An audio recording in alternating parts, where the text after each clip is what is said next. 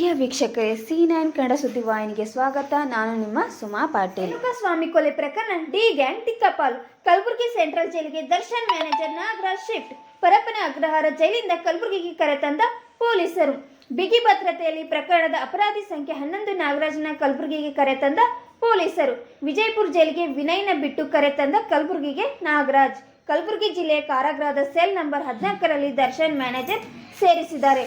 ವರದಿಗಾರರು ಚಂದ್ರಶೇಖರ್ ಚಿತ್ತಾಪುರ್.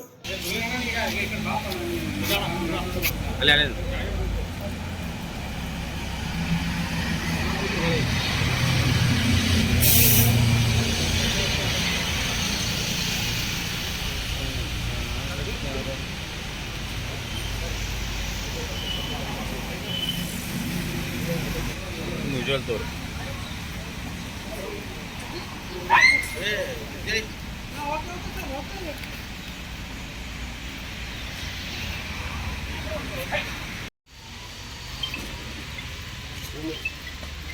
ಬರ್ತಾ ಇದೆಯಲ್ಲ.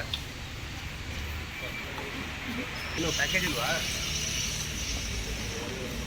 ಅಲ್ಲ ಪ್ಯಾಕೇಜ್ ಬೇಕಾ?